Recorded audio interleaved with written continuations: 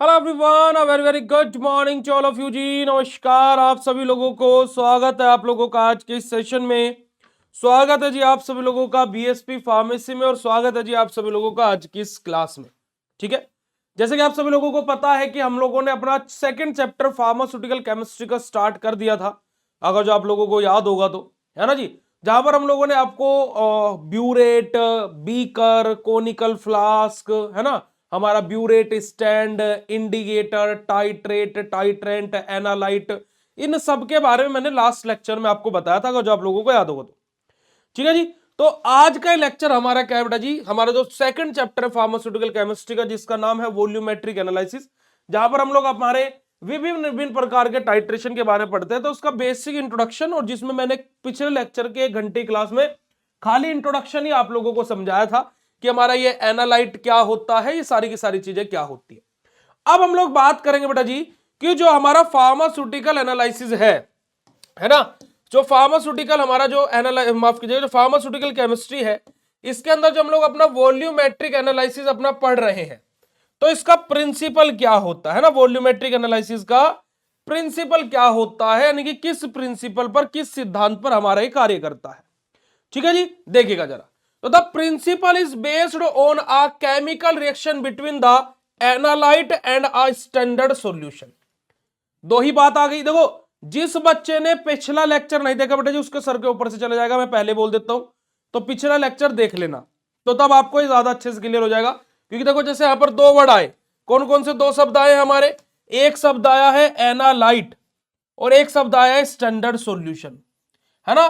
कि हमारा क्या होता है, हमारा जो प्रिंसिपल होता है वॉल्यूमेट्रिक एनालिसिस का, वो किसके ऊपर डिपेंड होता है, किसके ऊपर निर्भर होता है, किसके ऊपर बेस्ड होता है बेटा जी, हमारा हमारा रिएक्शन जो है ना, हमारी जो रिएक्शन हो रही है वो क्या है बेटा जी, हमारा बेसिकली किसके बीच में रिएक्शन हो रही है, हमारे एनालाइट के और हमारा स्टैंडर्ड सॉल्यूशन के। ठीक है जी। Where the point of complete reaction is known as the equivalent point और एंड पॉइंट। अब जिस पॉइंट पर, जिस भी बिंदु पर जाकर के हमारा क्या होगा बेटा जी, हमारी रिएक्शन कंप्लीट हो जाएगी, उसी पॉइंट को, उसी बिंदु को हम क्या बोलते हैं, इक्वलेंट पॉइंट या फिर एंड पॉइंट बोलते हैं। जैसे कि हम लोग क्या कर रहे हैं बेटा जी, अपना टाइट्रेशन कर रहे हैं। हम क्या कर रहे हैं प्यारे बच्चों, अपना टाइट्रेशन कर रहे हैं। टाइट्रेशन कर रहे हैं तो हमारा क्या, एक एनालाइट हम लिए हैं, है ना, एक हम अपना क्या है एनालाइट लिए हैं। एनालाइट क्या होता है, जिसको हम कोनिकल फ्लास्क में लेते हैं। और कोनिकल फ्लास्क में बेटा जी किसको लिया जाता है, कोनिकल फ्लास्क में हमारा क्या है, एनालाइट को लिया जाता है। और एनालाइट जो कोनिकल फ्लास्क में लिया जाता है, मतलब कि क्या, इसका कंसंट्रेशन हम लोगों को पता करना है ना। इसका कंसंट्रेशन हमें पता नहीं है, इसका कंसंट्रेशन हमको पता करना है ना जी। वहीं पर ही हमारा दूसरा क्या ले रहे हैं, एक तो हो गया एनालाइट प्यारे बच्चों अपना, दूसरा हम क्या ले रहे थे अपना, स्टैंडर्ड सॉल्यूशन। क्या है, स्टैंडर्ड सॉल्यूशन जी, है ना। दूसरा अपना क्या है बेटा जी, स्टैंडर्ड सॉल्यूशन है। अब स्टैंडर्ड सॉल्यूशन क्या है बेटा जी अपना, स्टैंडर्ड सॉल्यूशन क्या है, जिसको हम ऊपर ब्यूरेट में फिल करेंगे। ऊपर जो ब्यूरेट अपना लगा है, इस ब्यूरेट में हमारा क्या बेटा जी, स्टैंडर्ड सॉल्यूशन फिल होता है। यानी कि स्टैंडर्ड सॉल्यूशन कौन सा सॉल्यूशन, जिसका कंसंट्रेशन हमें नोन हो, यानी कि जिसका कंसंट्रेशन हमें पता होता है ना। ठीक है जी, जिसका कंसंट्रेशन हमें पता होता है। समझे कि नहीं समझे। तो यही तो हम लोगों ने क्या है अपना पिछले लेक्चर में सीखा था। अब एनालाइट और स्टैंडर्ड सॉल्यूशन, ये दोनों आपस में रिएक्शन करते हैं। ये दोनों आपस में क्या करते हैं बेटा जी, रिएक्शन करते हैं। और रिएक्शन करने के बाद में हमारी जिस भी बिंदु पर जाकर के, भाई कभी ना कभी तो रिएक्शन पूरी भी होगी ना। भाई ये दोनों आपस में रिएक्शन कर रहे हैं। भाई जैसे फॉर एग्जांपल दो दल है, यानी कि एक एक ए है एक बी है, ये दोनों आपस में लड़ रहे हैं। तो कभी ना कभी तो लड़ाई खत्म होगी, होगी या नहीं होगी, बिल्कुल सही बात है भाई। तो कभी ना कभी तो रिएक्शन खत्म होगी। तो जिस भी पॉइंट पर जाकर के, जिस भी पॉइंट पर जाकर के हमारी रिएक्शन खत्म होती है, उस पॉइंट को क्या बोला जाता है बेटा जी, हमारा एंड पॉइंट बोला जाता है। एंड मतलब खत्म होना, और पॉइंट मतलब पॉइंट, कि वो पॉइंट जिस पर जाकर के हमारी रिएक्शन खत्म हो रही है उसको हम एंड पॉइंट बोलते हैं। समझे कि नहीं समझे प्यारे बच्चों। वही बात यहां पर हमारी बोली गई है। तो प्रिंसिपल, किस प्रिंसिपल हमारा वॉल्यूमेट्रिक एनालिसिस कार्य करता है। अगर जो ये प्रिंसिपल आपको समझ में आया हो प्यारे बच्चों, तो चैट सेशन में हार्ट वाला इमोजी भेज दीजिएगा। फटाक से चैट सेशन में अपना हार्ट वाला इमोजी भेज दीजिएगा कि अगर जो आपको वॉल्यूमेट्रिक एनालिसिस का प्रिंसिपल समझ में आया हो तो। आगे बेटा जी बात समझ में चलेगा। आगे बढ़ते हैं, अब अपना आगे की तरफ मूव करते हैं और आगे बात करते हैं हमारे इंपोर्टेंट टर्म्स के बारे में, है ना। कुछ इंपोर्टेंट हमारे यहां पर पॉइंट दिए गए हैं जो कि मैं पहले भी आपको बता चुका हूं, पर लेकिन इन इंपोर्टेंट महत्वपूर्ण पॉइंट्स को हमें समझना पड़ेगा। वैसा नहीं, इसका हिंदी वर्जन नहीं, हिंदी वर्जन भी हम लेकर के आए हैं। महत्वपूर्ण पॉइंटों को समझते हैं। देखिएगा, हमारा सबसे पहला महत्वपूर्ण पॉइंट क्या है बेटा जी? हमारा सबसे पहला पॉइंट हमारा यहां पर है टाइट्रेशन। टाइट्रेशन क्या होता है भाई? हम बार बार बोल रहे हैं टाइट्रेशन टाइट्रेशन टाइट्रेशन। क्या होता है ये टाइट्रेशन, है ना? क्या भला है ये टाइट्रेशन? तो देखिएगा, the process of determining the concentration of a solution by adding a solution of known हमारा strength unit the reaction is complete. क्या बात बोलिए बेटा जी? हमारी ऐसी प्रोसेस, यानी कि हमारी एक ऐसी प्रक्रिया जहां पर हम लोग क्या करते हो, हमारा कंसंट्रेशन निकालते हो। किसका? हमारे ऐसे सॉल्यूशन का जिसका कंसंट्रेशन हमें नहीं पता है। कैसे निकालेंगे कंसंट्रेशन जी? हमारा ऐसे सॉल्यूशन को ऐड करके जिसका कंसंट्रेशन हमें पहले से पता है, जिसकी स्ट्रेंथ हमें पहले से पता है, जिसके हमारा क्या बेटा जी, जिसकी कंसंट्रेशन हमें पहले से पता है कि ये क्या है, स्ट्रोंग है नहीं है, कैसा उसका बल है, कितनी उसकी स्ट्रेंथ है ना। ऐसे सॉल्यूशन की सहायता से, है ना, ऐसे विलियन की सहायता से जिसकी स्ट्रेंथ, जिसकी क्षमता हमें पहले से पता हो, है ना, हमारा ऐसे विलिय की हम लोग उसको अंदर ऐड करते हैं जिसकी क्षमता, जिसका कंसंट्रेशन हमें ना पता हो। ठीक है जी। यानी कि एक क्या है, टाइट्रेशन हमारी एक ऐसी प्रक्रिया है जहां पर अननोन सॉल्यूशन का कंसंट्रेशन पता करते हैं एक नॉन सॉल्यूशन वाले कंसंट्रेशन वाले सॉल्यूशन से। समझे कि टाइट्रेशन क्या होता है भाई? पहले भी हमने यही आपको बताया था, अब देखो डेफिनेशन में भी यही लिखा है। अगला हमारा आ जाता है बेटा जी, टाइट्रेंट क्या होता है? टाइट्रेंट क्या होता है? The solution of non concentration use in the titration. कि टाइट्रेंट क्या होता है बेटा जी? जो हमारा ऊपर कोनिकल, माफ कीजिएगा, जो हमारा ब्यूरेट में फिल होता है, यानी कि हमारा ऐसा सॉल्यूशन जिसका कंसंट्रेशन हमें पता होगा।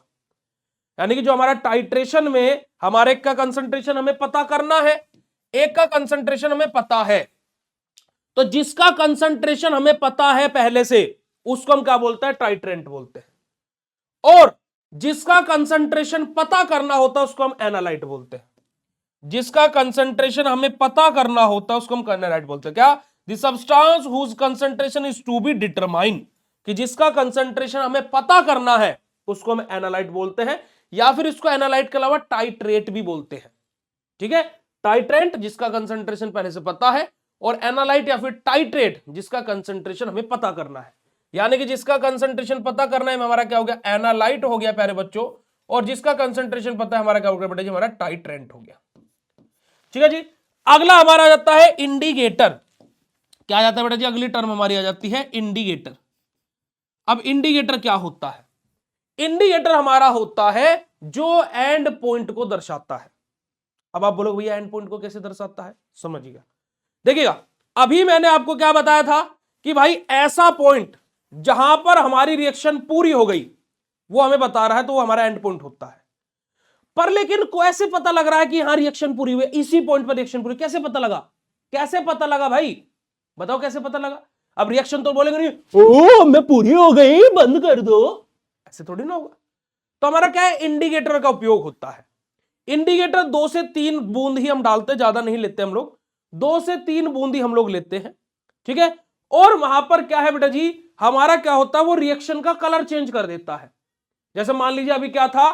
व्हाइट कलर था हमारा, है ना, व्हाइट कलर था।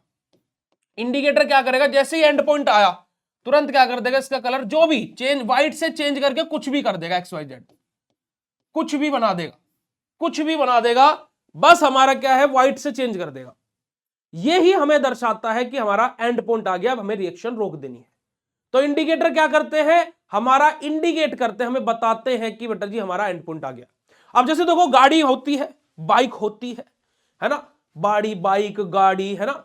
अब बोलो सर गाड़ी तो नहीं है, बाइक स्कूटी तो सभी ने देखी होगी। उनमें इंडिकेटर होता है। इंडिकेटर क्या काम करता है भाई? खाली दर्शाने का काम करता है ना कि लेफ्ट जाना है राइट जाना है। आगे वाले को भी बताता, पीछे वाले को भी बताता कि भाई मुझे लेफ्ट जाना है राइट जाना है। ठीक है। अब देखो केमिस्ट्री में क्या होता है, हर चीज का एक्सेप्शन होता है, यानी कुछ ना कुछ चीजों में दिक्कत है। अब इंडिकेटर की थ्योरी में भी दिक्कत है। कैसे? आपको पहले यह देखना है कि गाड़ी कौन चला रहा है। ठीक है, देखिए क्योंकि हम थोड़ा सा जीवन का भी ज्ञान आपको दे देते हैं। आपको सर्वप्रथम सबसे पहला कार्य क्या करना है? आपको यह देखना कि गाड़ी कौन चला रहा है। अगर जो कोई लड़की गाड़ी चला रही हो और उसने अगर जो इंडिकेटर लेफ्ट साइड का दिया हो, तो आपको कसम है आप उसको ओवरटेक नहीं करेंगे। क्यों नहीं करेंगे हम बताते हैं। शायद वो आपको इंडिकेटर देकर के बोलना चाहती हो कि तुम लेफ्ट से लिख लो क्योंकि मुझे राइट जाना है। ठीक है, उनके मन की बात ऊपर वाला भी नहीं पढ़ सकता है। वरना अगर जो आप उनको ओवरटेक उस स्थिति में करने जाएंगे तो शायद आप ऊपर वाले से मिल जाए। तो सावधान रहे, सतर्क रहे, और आपकी सेफ्टी आपके हाथ में है। तो अगर जो वो बाइक या गाड़ी चला रही है, उन्होंने इंडिकेटर लेफ्ट साइड का दिया है, तो ये जरूरी नहीं कि वो लेफ्ट साइड जाएंगी। शायद वो ये बोलना चाहते हो कि आप लेफ्ट से लिख लो मुझे राइट में जाना है। समझ रहे? तो वो आपको दर्शाना चाह रही है कि आपकी दिशा इधर से ओवरटेक कीजिए, इधर मुझे जाना है। ठीक है जी, क्योंकि कि घुमा फिरा करके एट द एंड गलती आपकी ही है। हम बताते हैं, देखिए हमारे साथ ये, हम अपना जीवन का एक्सपीरियंस शेयर करते हैं। देखिए हम कावड़ यात्रा में क्या करते हैं, पिछले जब से बीएसवी फार्मेसी की स्थापना हुई 2022 से हम लोगों ने बीएसवी फार्मेसी स्टार्ट किया, तब से हर साल हम लोग कुछ ना कुछ अपना मतलब कि फ्री में चीजें हम लोग कंडक्ट कराते हैं। तो हम लोग हर साल कावड़ यात्रा में हमारा एक मेडिकल कैंप लगता है, बिल्कुल फ्री ऑफ कॉस्ट। आप कभी अगर जो आप लोगों को मौका मिले तो आप कभी आइएगा। तो हमारा फ्री मेडिकल कैंप लगता है ना। हजारों शिव भक्त हमारे मेडिकल कैंप में आते हैं, उनका सेवा करने का हमें मौका मिलता है। तो मैं क्या है कि गाड़ी में मेडिसिन, मतलब कि हमारे यहाँ पर एक मेरठ में एक फेमस जगह है ना, खैर नगर जिसको हम बोलते हैं, वहां पर मेडिकल की बहुत बड़ी मार्केट है। तो मैं वहां से गाड़ी में सामान मतलब कि पूरा लोड करके, और मैं मेडिकल कैंप के लिए, मतलब कि जैसे कल से हमें मेडिकल कैंप लगा तो आज शाम को मैं जा रहा था। तो कावड़ के टाइम पर मेरठ में बहुत, मेरठ मुजफ्फरनगर गाजियाबाद ये सब बिल्कुल ब्लॉक रहते हैं, बहुत ट्रैफिक था। तो क्या है कि एक फ्लाईओवर आता है, तो उससे नीचे से कट के हमारे गांव का रास्ता है, तो मैं फ्लाईओवर के नीचे की तरफ मैं बस जस्ट कटा, और क्या हुआ कि मैं वहां पर खड़ा हुआ हूं गाड़ी लेकर के, ऐसे बिल्कुल मेरी गाड़ी खड़ी है, चल नहीं रही क्योंकि जाम है बहुत ज्यादा। तो ऐसा होता ना कि एक साइड से कोई गली वाली आती रहती है, तो उसमें से एक मैडम आई निकल करके, है ना, वो कोई आंटी नहीं थी, मतलब मैडम ही थी, 20-21 साल की होंगी वो, मेरे को एक, तो वो आई और उन्होंने भाट से, है ना, मैं ड्राइविंग सीट इधर रहती है, बराबर वाली सीट पे साक्षी मैम बैठी थी, और उसने जो आगे वाला टायर होता है दूसरे लेफ्ट साइड वाला, उस तरफ आकर के भाट से गाड़ी के टायर में अपनी स्कूटी मारी। तो वो जो टायर का कवर रहता है ना, वो टूट करके वहीं गिर गया। एंड वो उठी, देखिए गाड़ी खड़ी है, वो उठी है, और उन्होंने उठ करके ये बोला है कि बताओ, चश्मा लगा रखा है, अंधे को दिखाई नहीं देता है। गाड़ी खड़ी है, सब लोग देख रहे हैं और सब हंस रहे हैं। मतलब कि मैडम आप आई हैं, आपने गाड़ी ठोकी है, हमारी गाड़ी में नुकसान हुआ है, आपका कुछ थोड़े ना नुकसान हुआ है, और आपने ठोकी है। अब बोलते हैं कि अंधे को बताओ दिखाई नहीं देता, चश्मा भी लगा रखा है। अब मैं बैठे बैठे मेरे को अंदर से ऐसे धुक धुक धुक धुक हुई कि वुमेन, है ना, वो एक वो है ना, एक मीम है वुमन, तो मुझे ऐसा करके बहुत ज्यादा हंसी आई अंदर से। फिर मैं थोड़ा शीशा खोला, मैंने बोला कि मैडम सॉरी, गलती हो गई, प्लीज आप मतलब कि उठ जाइए। तो ये स्थिति हुई। तो वहां जाम लग जाता अगर जो वहां पर बहसबाजी, तो फिर हम लोग चले गए कि मैं चलो ठीक है, टूट गया टूट गया, उनसे कौन बहसबाजी करे। तो ये चीज है।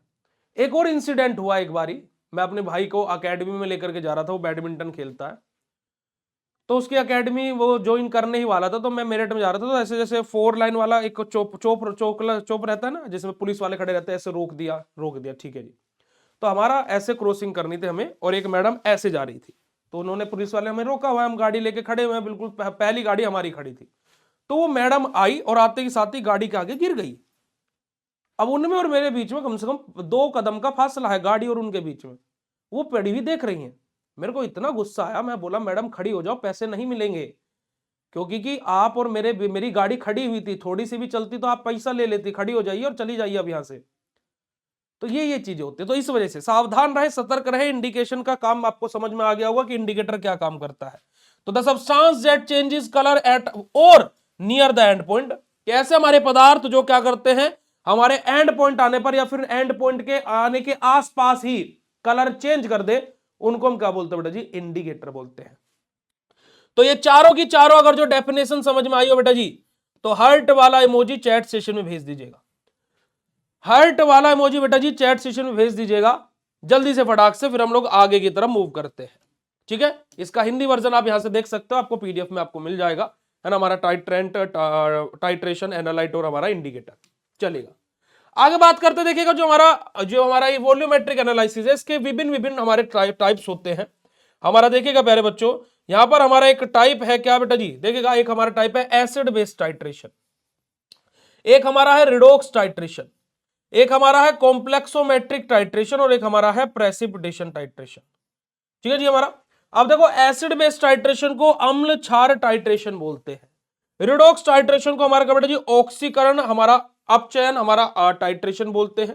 ठीक है जी, कॉम्प्लेक्सोमेट्रिक को कॉम्प्लेक्सोमेट्रिक टाइट्रेशन ही बोलते हैं, प्रेसिपिटेशन टाइट्रेशन को हमारा क्या बेटा जी हमारा अवक्षेपण हमारा टाइट्रेशन हमारा बोलते हैं। अब ये कौन सा टाइट्रेशन क्या होता है वो तो हम बताएंगे ही, परंतु उससे पहले आप देखिएगा यहां पर आपको एक डायग्राम दिखाई दे रहा होगा।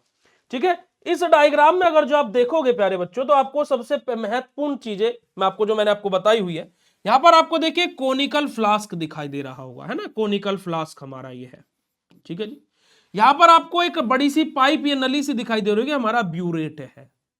क्या ये हमारा ब्यूरेट है, ये आपको एक स्टैंड दिखाई दे रहा होगा जिसने इसको ब्यूरेट को होल्ड करके यानी कि ऐसे रखा हुआ है ना, ऐसे पकड़ के रखा हुआ है, ये हमारा क्या होता है, ब्यूरेट स्टैंड होता है। क्या होता है बेटा जी, हमारा ब्यूरेट स्टैंड। यहां पर आपको एक ये छोटा सा हमारा क्या बेटा जी टूटी टाइप दिखाई दे रही होगी, जैसे टंकी होती है ना, पानी की टंकी हम बाथरूम में चलाते हैं, किचन में चलाते हैं, हमारे इसमें भी एक ये टंकी टाइप लगी रहती है। इसको खोला, नीचे डालना शुरू हो गया, बंद कर दिया, इसको हम क्या बोलते हैं बेटा जी, हमारा स्टॉप कोक बोलते हैं। क्या बोलते हैं बेटा जी, हमारा स्टॉप कोक बोलते हैं। ठीक है जी, तो ये हमारी विभिन्न विभिन्न चीजें जो मैं पहले भी आप लोगों को बता चुका हूं। समझ में आ रही है प्यारे बच्चों बात? चलेगा जी। तो यहां पर अगर जो हम लोग बात करें तो हमारा क्या देखें, हमारा सिंपल सा हमारा क्या देखो, ये प्रैक्टिकल ऐसे परफॉर्म होता है, अगर जो आप लोग यहां पर देख पा रहे होंगे इस डायग्राम में, और मैं आप लोगों को एक छोटा सा एनिमेटेड वीडियो भी ला करके दिखा दूंगा जिससे आप लोगों को पता लग जाएगा। अब वॉल्यूमेट्रिक एनालिसिस को करने के लिए हमें किन किन चीजों की रिक्वायरमेंट होती है प्यारे बच्चों, है ना, मतलब कि हमें जरूरत किस किस चीज की होती है, अगर जो हम उसके बारे में बात करते हैं। चलेगा जी, अब देखिए अगर जो हम लोग रिक्वायरमेंट की बात करें वॉल्यूमेट्रिक एनालिसिस में, हमें किन किन चीजों की आवश्यकता पड़ती है वॉल्यूमेट्रिक एनालिसिस करने के लिए, तो सबसे पहले नंबर पर अगर जो हम लोग बात करते हैं बेटा जी, तो देखिएगा सबसे पहले नंबर पर हमें किस चीज की आवश्यकता है, हमें आवश्यकता पड़ रही है स्टैंडर्ड सॉल्यूशन ऑफ हमारे क्या बेटा जी एक्यूरेटली नोन कंसंट्रेशन। क्या कि हमें एक तो भाई किस केमिकल की जरूरत पड़ेगी, जिसका कंसंट्रेशन हमें पहले से पता हो, है ना, जिसका कंसंट्रेशन हमें पहले से पता होगा, उसको हम कहां डालेंगे, हमारा ब्यूरेट में डालेंगे, कोनिकल फ्लास्क में डालेंगे, चैट सेशन बताइएगा। मैं एक बार आपके ग्रुप में मैसेज कर दूं क्या तब तक, चलो जल्दी से बताइएगा आप लोग। ब्यूरेट में फिल करेंगे, वेरी गुड। तो हमें सबसे पहले बेटा जी क्या किस चीज की रिक्वायरमेंट पड़ेगी, किस चीज की आवश्यकता पड़ेगी, हमें एक तो ऐसे सॉल्यूशन की आवश्यकता पड़ेगी जिसका कंसंट्रेशन हमें पहले से पता हो। दूसरा में a burette for measuring the volume of titrant, कि हमें क्या है बेटा जी, जो हमारा टाइट्रेंट है, क्योंकि जिसका कंसंट्रेशन हमें पता है उसको हम क्या बोलते हैं, टाइट्रेंट बोलते हैं भाई। तो हमें क्या है, दूसरा में आवश्यकता पड़ेगी हमारा एक ब्यूरेट की, क्योंकि ब्यूरेट में तो फिल करेंगे भाई उसको हम। ठीक है, तीसरा में आवश्यकता पड़ेगी आप pipette for transferring a defined volume of analyte, हमें क्या है, एक पीपेट की आवश्यकता पड़ेगी। अब पीपेट क्या होता है, पीपेट क्या होता है भैया, बड़ा ही हैवी शब्द बोलती है। ठीक है हमारा, अब पीपेट का अगर जो मैं आपको बताऊं क्या होता है, आप लोगों ने कभी देखा है कि कैसे बताऊं मैं आपको, हाँ, आपने छोटे बच्चों का कभी वो देखा है जो उनको क्या बोलते हैं, उनको सिरप पिलाते हैं, उसमें एक छोटा सा हमारा क्या आता है, एक वो आता है कि ऊपर से उसको ऐसे दबाएंगे तो वो क्या करेगा, उस पाइप में थोड़ा सा दवाई को खींच लेगा और ऐसे उसको छोड़ेंगे तो हल्की हल्की सी बूंद बच्चे के मुंह में डल जाएगी। देखा आपने कभी वो, कैसे उसको ऊपर से दबाते हैं तो वो कांच से का पाइप सा रहता है तो उसके अंदर वो घुस जाता है लिक्विड हमारा, और फिर उसको धीरे धीरे छोड़ते हैं तो वो एक एक दो दो बूंद बच्चे के मुंह में चली जाती है। देखा आपने वो कभी, देखिए नहीं देखिए बेटा जी, उसको हम पीपेट बोलते हैं। उसको हम क्या बोलते हैं, पीपेट बोलते हैं। अच्छा, अब अगर जो देखो जैसे मैं बता पा रहा हूं, ऐसे आपको नहीं समझ में आ रहा है, कोई दिक्कत वाली बात नहीं है। मैं यहां पर आपको गूगल पर एक डायग्राम दिखा देता हूं, है ना। जो मैं आपको बता रहा हूं ना, आपको डायग्राम देखते के साथ ही समझ में आ जाएगा कि मैं क्या बोल रहा हूं। देखा है ना। अब उसी को हम पीपेट बोलते हैं। बस वो हमारी लैब में क्या होती है, हमारी केमिस्ट्री लैब में बड़ी बड़ी हमारी रहती है। देखिए मैं आपको दिखा देता हूं। पीपेट जो हमारी रहती है वो हमारी, देखो अब आपको डायग्राम देखते के साथ ही जिसको नहीं समझ में आया है उसको तुरंत समझ में आ जाएगा। ये देखो, आप लोगों ने कौन सी वाली पीपेट देखी होगी, देखो ये वाली, जो मैं आपको बच्चे वाली बोल रहा था, ये रही, होती है नहीं, देखिए नहीं, देखिए। अब देखो हमारे जो लैब में आती है वो हमारी क्या है, इससे बड़ी रहती है साइज में। अब तो डिजिटल वाली भी आने लगी है, दूध या वाली भी, दूध के उस पर डेयरी पे भी आप लोग देखते होंगे, डिजिटल वाली भी अब तो पीपेट्स हमारी आने लगी है ना। तो हमारी क्या होता है, देखो ये हमारी पीपेट होती है, जिसमें हम क्या करते हैं बेटा जी, हमारा लिक्विड सक करते हैं। हमारा क्या होता है, कभी कभी हम लोग ग्लास की हमारी क्या लंबी सी ट्यूब ले लेते हैं, उसमें से सक करते हैं और उसको ऊपर से ऐसे कंप्रेस कर देते हैं, हवा बंद कर देते हैं, तो वो नीचे गिरती नहीं है। फिर हमें जहां पर भी डालना तो हल्का सा उसको ऊपर से ओपन कर देते हैं, डल गई, फिर ऊपर से बंद कर देते हैं तो वहीं रुक जाती है। तो हमारे क्या होता है बेटा जी, ये पीपेट होती है। ठीक है जी, इसको हम क्या बोलते हैं प्यारे बच्चों, हमारा पीपेट बोलते हैं। ठीक है जी, पीपेट बोलते हैं। समझ में आ गई बात। तो हमें क्या पड़ेगी बेटा जी, पीपेट की आवश्यकता पड़ेगी हमें, क्यों, ताकि कि हमारा जो एनालाइट है, जो हमें हमारे कोनिकल फ्लास्क में लेना है, जितनी मात्रा में हमें लेना है हम उतना ले सके। ठीक है जी, पीपेट की आवश्यकता पड़ेगी। समझ में आ गया, पीपेट क्या होता है भाई, a conical flask for performing titration. और हमें एक कोनिकल फ्लास्क की भी आवश्यकता पड़ेगी भाई, किसके लिए, हमारा टाइट्रेशन को परफॉर्म करने के लिए। ठीक है, हमारा टाइट्रेशन को परफॉर्म करने के लिए हमें एक कोनिकल फ्लास्क की भी आवश्यकता पड़ेगी। आगे बात करते हैं, a suitable indicator to detect the end point. और हमें हमारा एक इंडिकेटर की आवश्यकता पड़ेगी, जिसके कारणवश हमें यह पता लगेगा कि हमारा एंड पॉइंट आ गया है। तो ये सब के सब हमें पहले से पता है भाई। भाई एक तो हमें ऐसे सॉल्यूशन की जरूरत पड़ेगी जिसका हमें कंसंट्रेशन पता हो, और उसको किसके अंदर डालेंगे, ब्यूरेट के अंदर डालेंगे तो ब्यूरेट की जरूरत पड़ेगी। हमारा किसकी जरूरत पड़ेगी बेटा जी, एक हमारा अननोन सैंपल वाले यानी कि एनालाइट की जरूरत पड़ेगी, जिसका कंसंट्रेशन पता कर रहे हैं, है ना। और साथ ही साथ फिर हमें किसकी आवश्यकता पड़ेगी बेटा जी, हमें आवश्यकता पड़ेगी हमारा कोनिकल फ्लास्क की, हमारा इंडिकेटर की। ये सब कुछ हमें पहले से पता है। तो किन किन चीज की हमें आवश्यकता पड़ने वाली है, अगर ये बात क्लियर हो तो चैट सेशन में हार्ट वाला इमोजी भेज देना। चैट सेशन बेटा जी हार्ट वाला इमोजी भेज देना। अब बात करते हैं हमारे स्टैंडर्ड सॉल्यूशन के बारे में। हमारे किसके बारे में बात करेंगे बेटा जी, हमारे स्टैंडर्ड सॉल्यूशन के बारे में। किसके बारे में जी, स्टैंडर्ड सॉल्यूशन के बारे में। पर उससे पहले मेरे प्यारे बच्चों, अगर जो आप लोगों को अभी तक जितना मैंने आप लोगों को बताया, इतना अगर जो आप लोगों को क्लियर हुआ हो और मजा आ रहा हो आज केमिस्ट्री को पढ़ने में, तो चैट सेशन में हार्ट वाला इमोजी भेज दीजिएगा। चैट सेशन में हार्ट वाला इमोजी भेज दीजिएगा।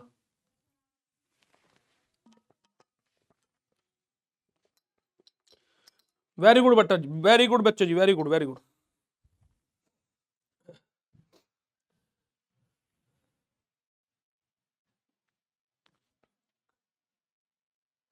चलिए अब देखिएगा, यहां पर अगर जो हम लोग बात करते हैं बेटा जी, तो देखिएगा standard solution is one whose concentration is accurately known.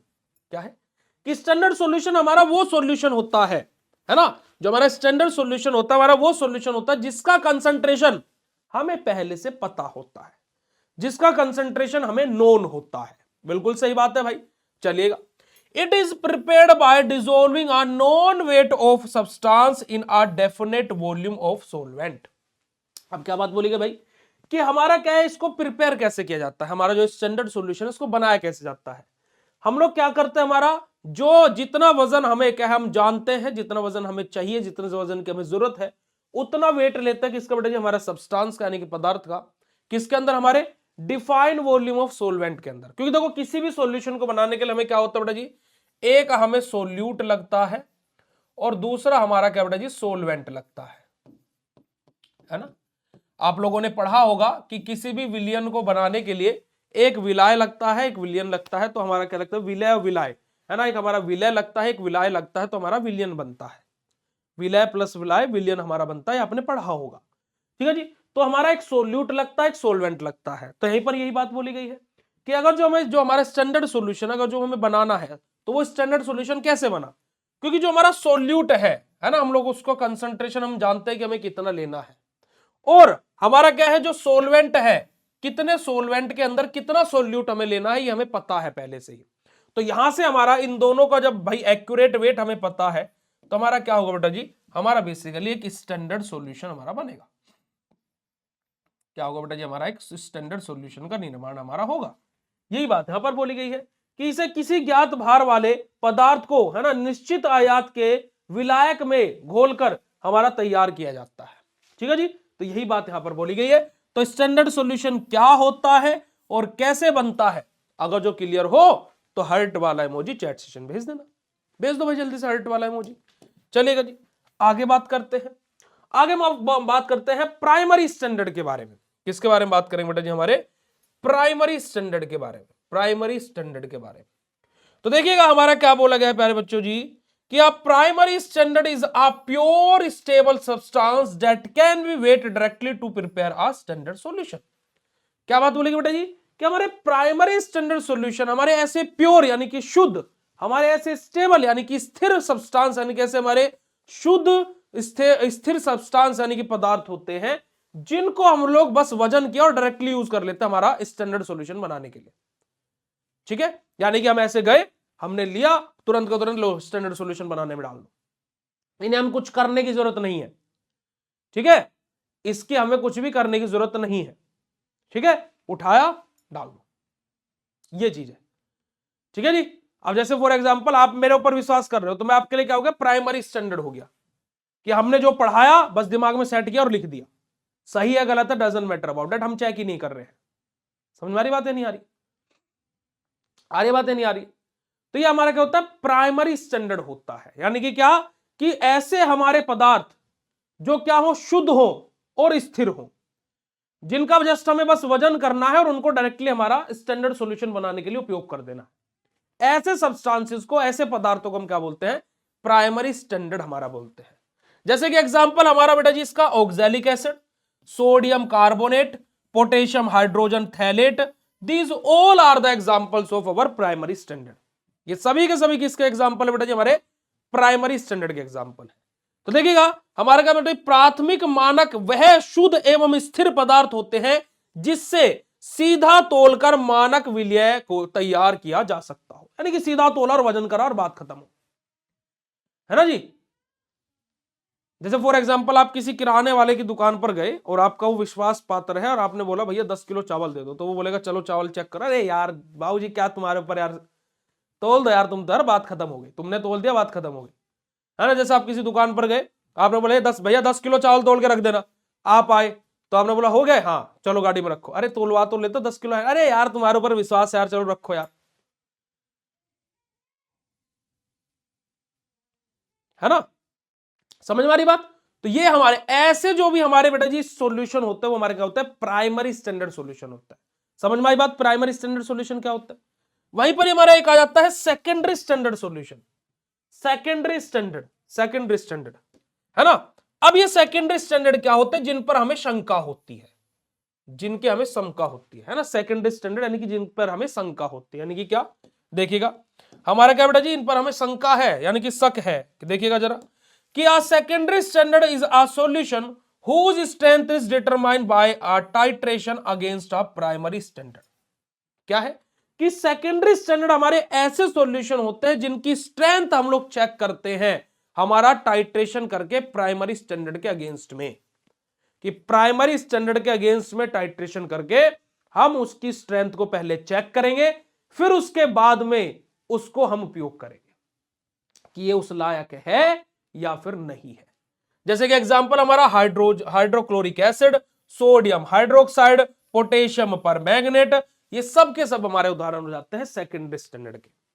यानी कि अगर जो मैं सिंपल भाषा में बोलूं, प्राइमरी स्टैंडर्ड जिनको हमने लिया और तुरंत उपयोग कर दिया, सेकेंडरी स्टैंडर्ड उनको उपयोग करने से पहले उनको क्या है, प्रूफ करना पड़ेगा कि वो सही है, और उनका प्रूफ करने के लिए क्या होगा, उनका टाइट्रेशन कराया जाएगा प्राइमरी स्टैंडर्ड के साथ। ये हमारा प्राइमरी और सेकेंडरी स्टैंडर्ड होता है। अगर जो बात समझ में आई हो प्यारे बच्चों तो चैट सेशन में हर्ट वाला इमोजी भेज दीजिएगा। बात करते हैं हमारे अब इंडिकेटर्स के बारे में। किसके बारे में बात करेंगे? इंडिकेटर्स के बारे में। देखो इंडिकेटर्स के बारे में पहले भी आप लोगों को बता चुका हूं। क्या होता है भाई इंडिकेटर अपना? Indicator are substance that show a visible change, है ना, यानी कि colour change at the end point of titration. कि हमारे ऐसे पदार्थ, क्या हो गया?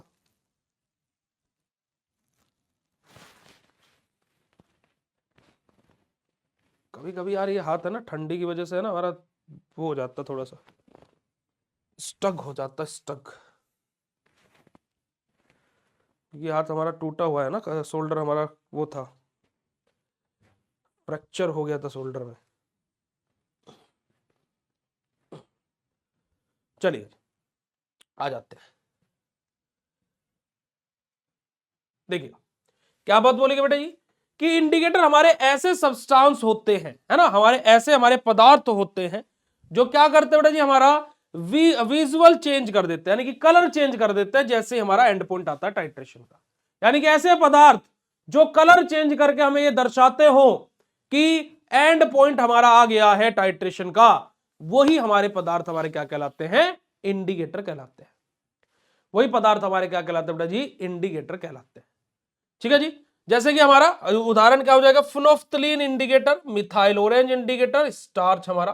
तो ये सब के सब हमारे क्या बेटा जी? हमारे इंडिकेटर्स की थ्योरी है। तो इंडिकेटर समझ में आया तो फटाफट चैट सेशन में हेड वाला इमोजी भेजिए सर। सेकंड देखिए सिंपल उदाहरण से समझिएगा। जैसे आप किसी दुकान वाले के पास गए और आपने बोला भाई 10 किलो चावल तोल दो।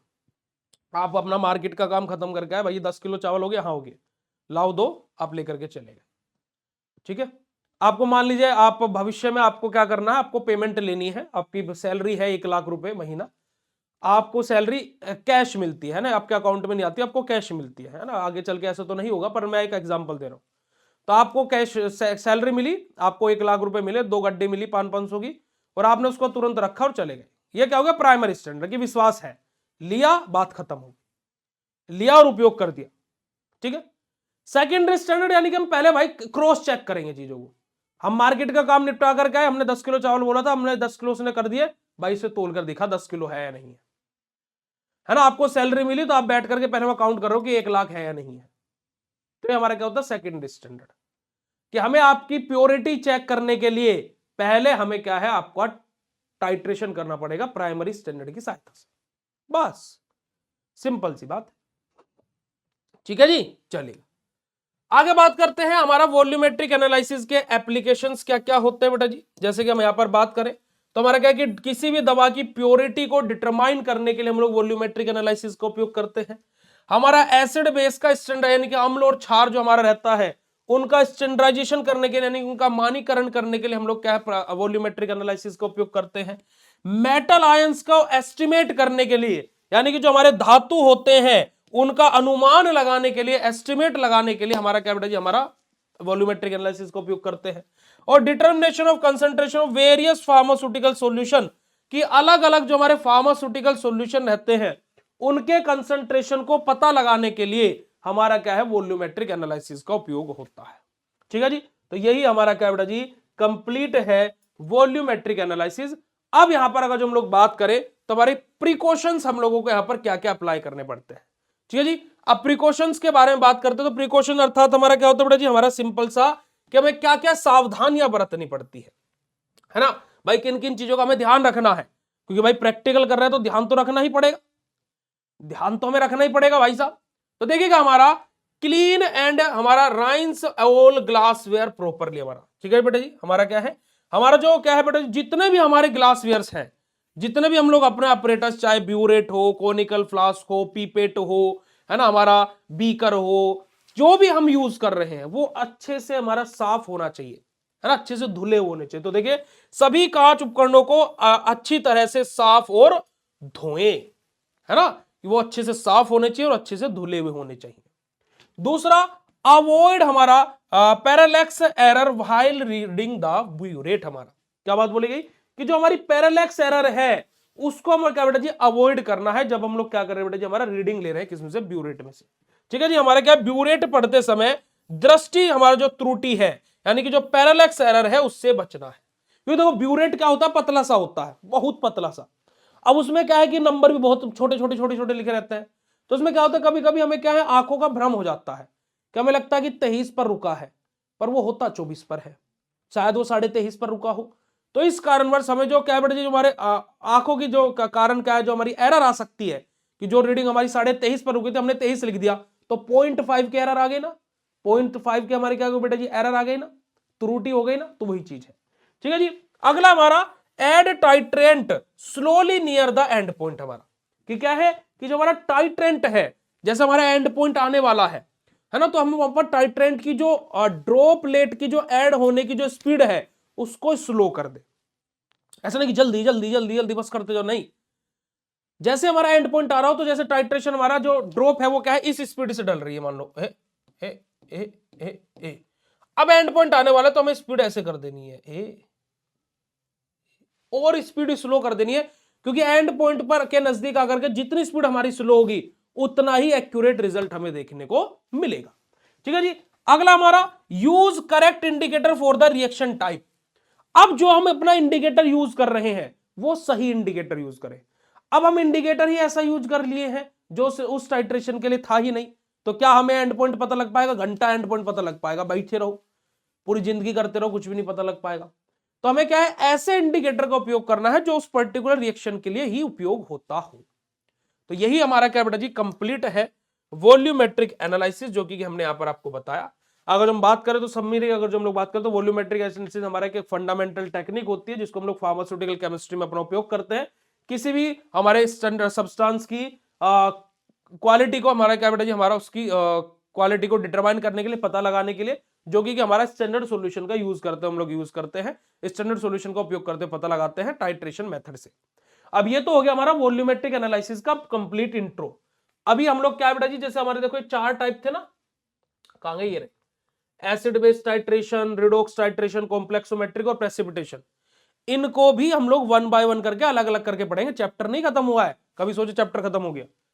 ठीक है, कि हमारा एसिड बेस टाइट्रेशन क्या होता है, रिडॉक्स टाइट्रेशन, और उसमें एक एग्जांपल भी देखेंगे भाई, और फिर डायग्राम के थ्रू कैसे कैसे क्या करेंगे, कैसे प्रैक्टिकल लिखते हैं, कैसे टेबल बनाते हैं, कैसे प्रिंसिपल लिखते हैं, तो सब कुछ हम पढ़ेंगे। तो हमारा क्या है कि समझिएगा कि 50% हमारा ये चैप्टर खत्म हो गया, और 50% हमारा ये टाइट्रेशन जो हम अलग अलग पढ़ेंगे ये हमारा खत्म होगा। ठीक है जी। तो ये हमारा क्या होता है बेटा जी, सिंपल सा वॉल्यूमेट्रिक एनालिसिस है। अब बताओ कि वॉल्यूमेट्रिक एनालिसिस समझ में आया कि क्या होता है, कैसे होता है, कब होता है, कौन सी चीज क्या क्या रहती है? अगर जो क्लियर हुआ हो तो हार्ट वाला मुझे चैट सेशन भेज देना। और ऐसे अब हम लोग केमिस्ट्री को पढ़ेंगे।